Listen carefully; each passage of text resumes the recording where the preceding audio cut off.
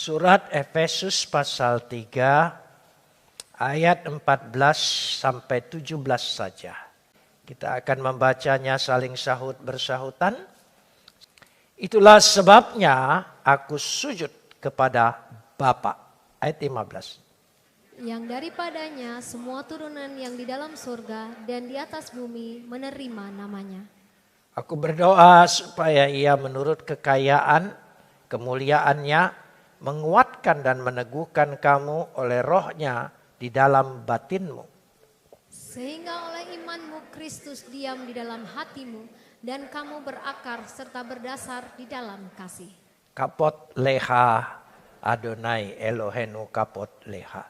Segala kemuliaan ya Adonai Tuhanku, kemuliaan bagimu. Saudara yang dikasihi Tuhan, Alkitab mengajar kepada kita.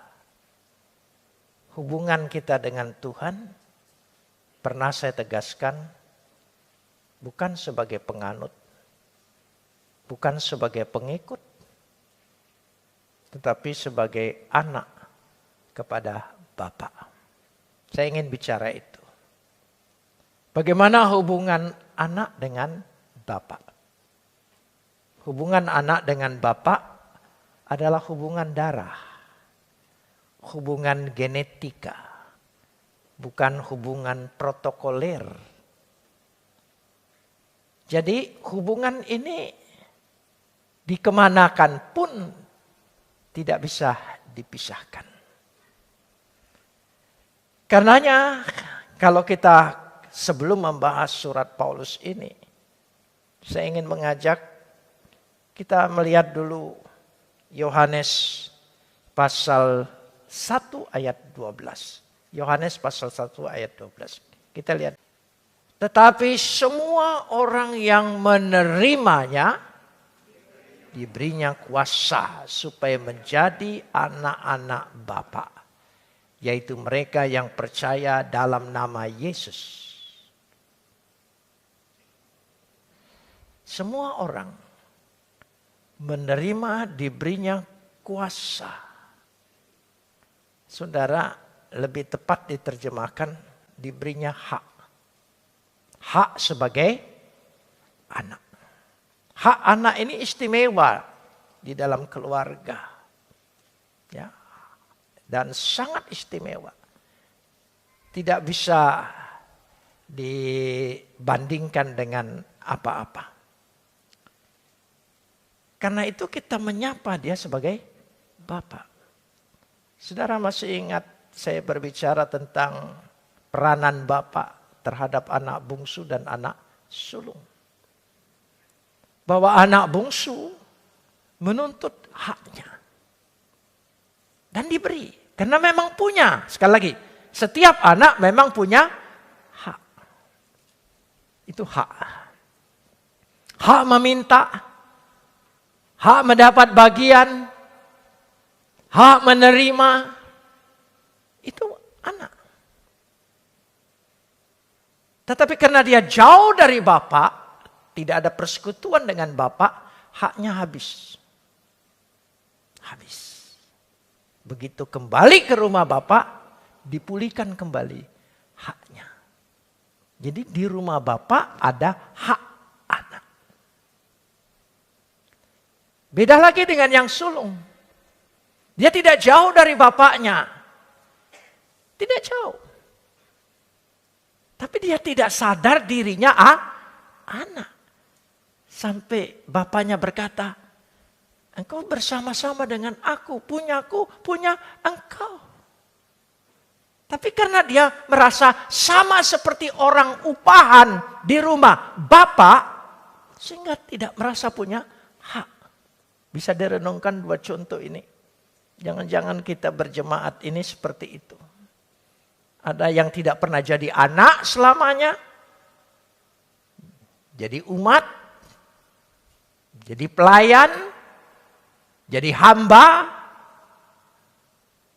Ya, meskipun istilah itu populer di gereja. Tapi kita menempatkan diri bukan sebagai hamba. Hamba tidak punya hak. Ingat Eliezer kepada Abraham. Sangat baik, melayani sekali. Tapi engkau tidak punya hak. Hati-hati. Jangan sampai kita melayani Tuhan ini, engkau tidak punya hak anak. Maka seumur-umur engkau jadi budak.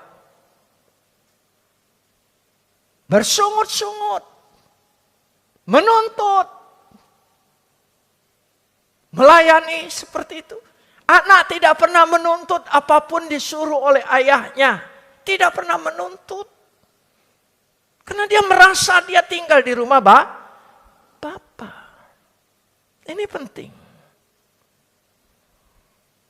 Hamba bekerja habis-habisan sangat baik. Tapi tidak punya hak. Hati-hati. Mari kita meningkatkan. Kita sadar betul. Ya, di masa Natal ini kita renungkan kembali supaya ke depan kita ada perubahan betul, ada peningkatan status. Tidak lagi menjadi hamba, budak, ya, pekerja, tapi menjadi anak. Anak yang punya hak dan yakin sekali. Yakin sekali. Kita lihat di situ. Dan jangan juga seperti anak sulung. Selalu di rumah bapak, bekerja untuk bapak, taat dengan aturan bapak. Tapi tidak merasa dirinya anak. Bahkan merasa sama seperti pekerja-pekerja yang ada di rumah bapak. Sampai bapaknya tegur, kamu bersama-sama dengan aku. Tapi kau tidak pernah merasa dirimu sebagai anak yang merasa punya hak seperti itu tadi. Hak. Karena itu gereja ini adalah rumah Bapa. Secara simbolis, ya, abhonio, artinya secara bayang-bayang.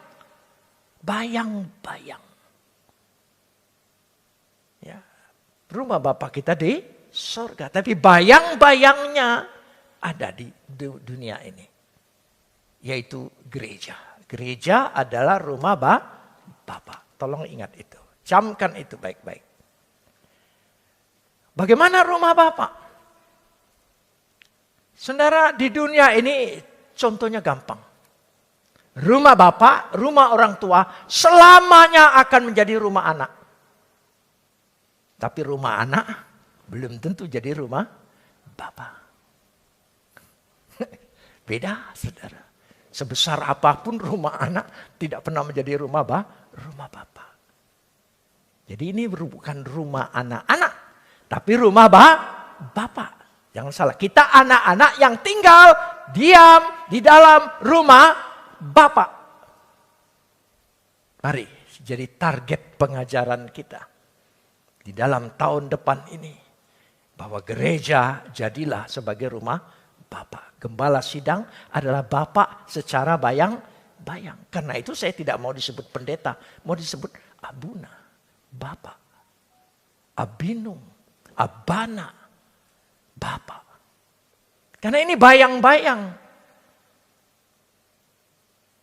Jadi di situ penting sekali. Bagaimana bisa taat kepada Bapa yang tidak kelihatan kalau kita tidak taat dengan Bapa yang kelihatan? Coba kita tingkatkan ini. Kita baca dulu. Bagaimana fungsi daripada rumah Bapa. Supaya gereja semua dan kita semua membantu menciptakan betul-betul ini Tuhan menjadi rumah Bapa. Rumahmu. Rumahmu. Bukan Bapa yang numpang. Kita yang tinggal. Gereja itu jadi rumah Bapa.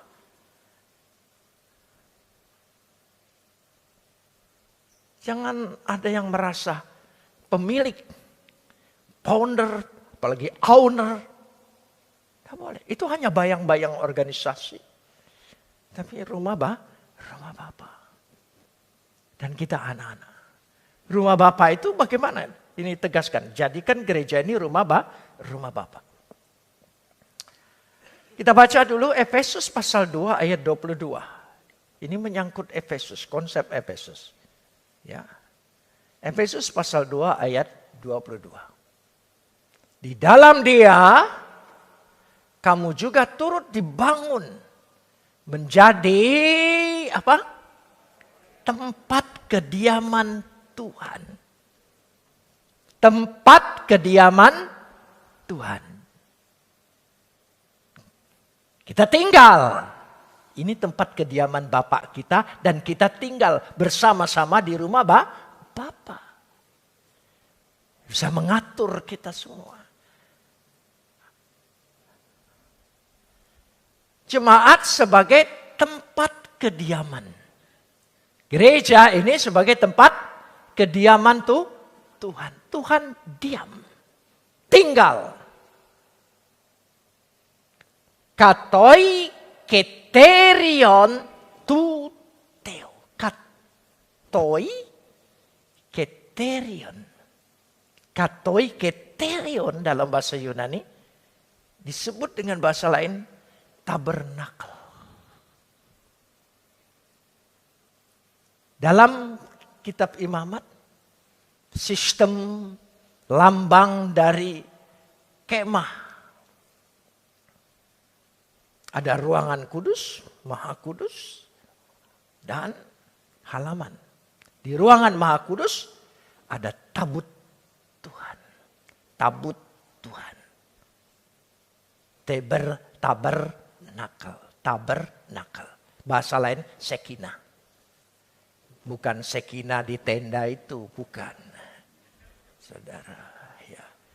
Jadi tabut Tuhan. Tempat Tuhan hadir. Tempat Tuhan hadir. Nanti kita akan lihat belajar bersama. Di mana aku? Sudah sampai di mana? Masih di halaman, ruangan kudus, atau sudah masuk ke dalam ruangan Maha Kudus? Tidak ada kamar yang tidak bisa dimasuki oleh anak. Nggak ada. Anak bebas. Karena dia punya hak. Jadi orang minta dengan, anak kan minta dengan bapak. Beda dia minta. Bukan sama dengan pengemis minta. Jangan doa-doa kita itu hanya minta-minta, peminta, pengemis. Bukan anak.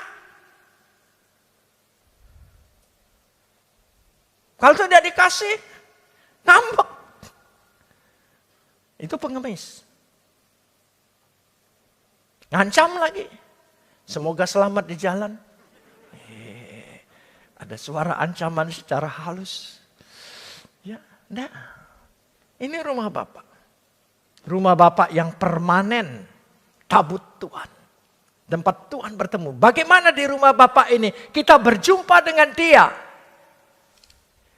Kristus adalah tabut Tuhan yang turun ke tengah-tengah dunia ini. Dia yang mempertemukan antara kita dengan Bapa. Tidak seorang pun pernah melihat Bapa kecuali anak yang di pangkuannya. Dialah yang menyatakan Bapa. Anak. Jadi Natal adalah tabut Tuhan yang turun di tengah-tengah dunia. Di gereja kita, amin. Karena itu pusat ibadah kita untuk berjumpa dengan Bapa hanya satu nama. Siapa namanya? Yesus. Tidak ada lain. Yesus. Pribadi ini yang menentukan kita. Sambutlah Natal itu tabut Tuhan yang turun. Disebut apa saja silakan.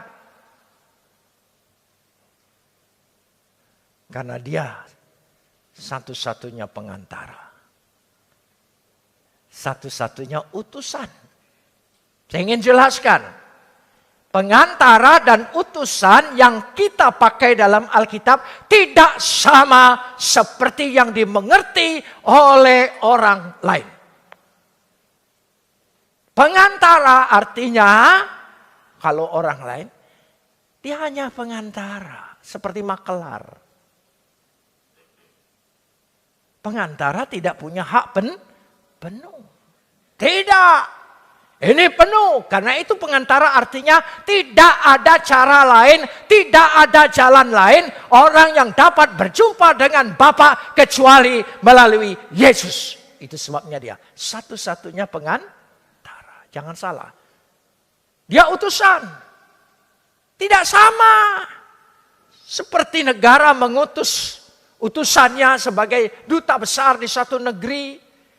Ya, dia punya kuasa, tapi kuasanya tidak melebihi dari yang mengutus. Tidak. Yesus punya kuasa sama seperti Bapa karena dia adalah utusan Bapa. Dalam arti satu-satunya jalan untuk berjumpa dengan Bapa, menerima Bapa hanya lewat Yesus.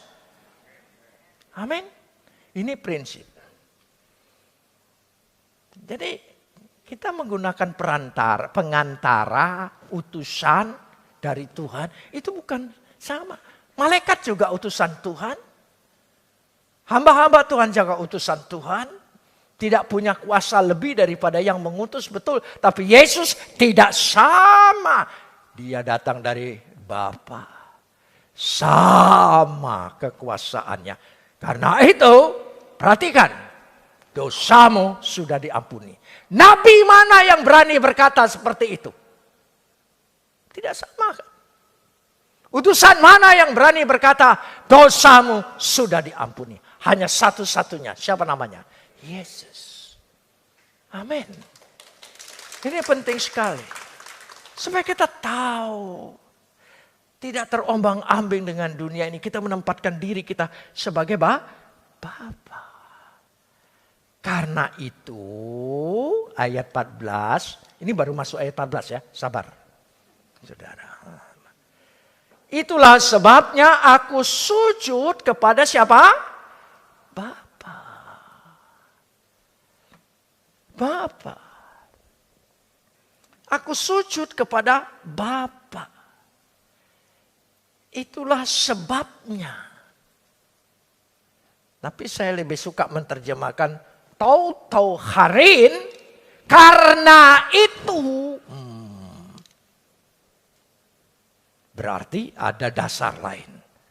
Itulah sebabnya, tapi saya lebih suka. Karena itu, tau harin, karena itu. Seperti sudah saya uraikan sebelumnya, kita berdoa, kita beribadah, kita menyembah kepada Bapa. Yesus yang mempertemukan itu. Ya, proston patera kepada Bapa.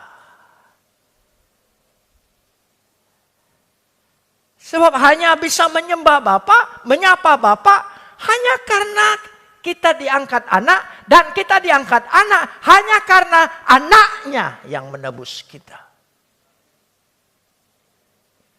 Makanya yang lain tidak berani menyebut Bapa. Karena tidak ditebus oleh Yesus. Kalau Tuhan, Halik langit dan bumi, penguasa semesta alam, maha kuasa, sudah lumrah dan biasa. Itu namanya sebutan formalitas. Sebutan yang tidak formalitas adalah Bapa. Sebentar lagi ada orang mengharamkan memanggil Bapak ini. Ya, karena Bunda sudah haramkan, karena Bunda Maria. Gitu. Kita baca dulu Efesus pasal 1 ayat 3. Efesus pasal 1 ayat 3 dulu. Kita lihat. Terpujilah Tuhan, ya Tuhan, Yahweh maksudnya. Bapa, ya terpujilah Yahweh, terpujilah Tuhan, Bapa Tuhan kita Yesus Kristus. Bapa Tuhan kita Yesus. Saya ingin jelaskan sedikit supaya kita tahu. Yesus anak, Yahweh adalah Bapa. Saudara, ini jangan saudara pikir ranking bahwa anak tidak mungkin lebih daripada Bapak. Bukan. Ini untuk menunjukkan satu-satunya yang keluar dari Bapak yang sah adalah anak. Istilah itu yang dipakai anak dan Bapak. Bukan Bapak lebih tinggi, anak kan lebih rendah. Anak kan tidak mungkin lebih dari Bapak. Ini pengajaran yang keliru. Yesus sama mulianya, sama kekalnya, sama agungnya dengan Bapa. Katakan amin. Ini penting sekali. Ini prinsip. Ya. Dikatakan di situ, terpujilah ya Yahweh, Elohim, apapun namanya. Ya, kalau saudara mau pakai kata Allah silakan. Hanya saya yang enggak gitu ya. Karena saya takut ingat mantan. Gitu kan ada ya TikTok lagu ingat mantan katanya gitu ya. Ya Bapak Tuhan kita Yesus Kristus yang dalam Kristus telah mengaruniakan kepada kita, tolong sambung, segala berkat rohani di dalam surga.